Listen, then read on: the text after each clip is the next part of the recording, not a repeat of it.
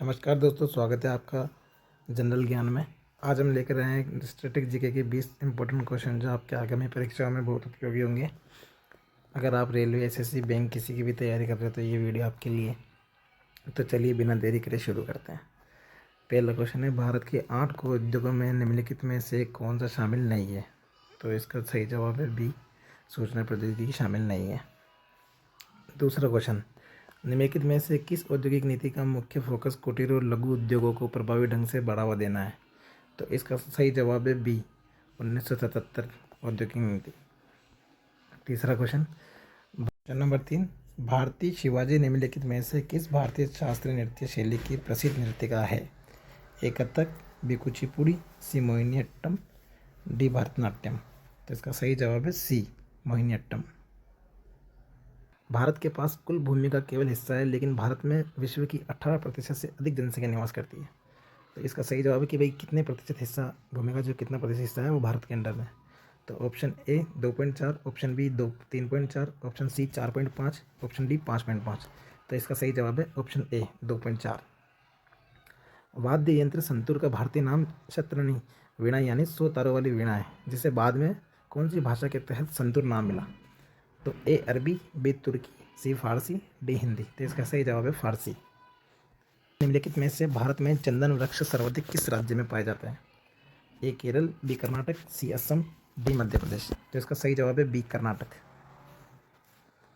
भारतीय संविधान का कौन सा अनुच्छेद वाक और अभिव्यक्ति की स्वतंत्रता के अधिकार से संबंधित है?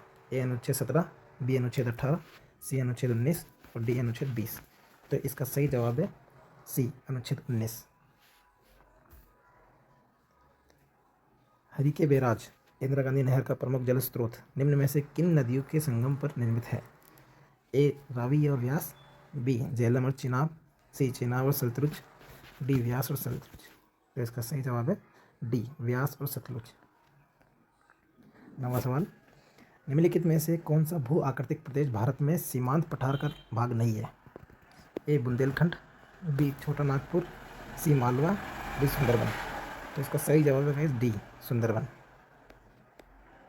1857 की क्रांति में बहादुर शाह जफर को किसने दिल्ली का सम्राट घोषित किया था? ए मंगल पांडे ने, बी नाना साहब ने, डी रानी लक्ष्मीबाई ने, डी विद्रोही सिपाहियों ने। तो इसका सही जवाब है डी, विद्रोही सिपाहियों ने। निम्नलिखित में से कौन सा सागर हिंद महासागर का समुद्री प्रवेश द्वार कहलाता है?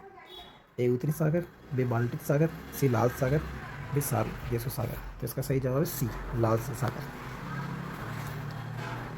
शिवाजी के अष्टप्रधान का वह सदस्य जो विदेशी मामलों की देखरेख करता था वह कहलाता है? पेशवा, सचिव, पंडित राव या सुमंत। तो इसका सही जवाब है D, Sumant. Stock exchange NSE का मुख्यालय कहाँ स्थित है? ए मुंबई, बी कोलकाता, सी दिल्ली, डी अहमदाबाद। इसका सही जवाब है मुंबई। निम्नलिखित में से क्या केंद्रीय बैंक का प्राथमिक लक्ष्य नहीं है? मौद्रिक नियंत्रण, लाभ कमाना, मुद्रा निगमन और संपूर्ण देश का हित। तो इसका सही जवाब है बी, लाभ कमाना। भारतीय मुद्रा प्रणाली में दशमलव पद्धति किस वर्ष से लागू की गई थी? 1947, 1957, 1935 और 1976। इसका सही जवाब है बी, 1957।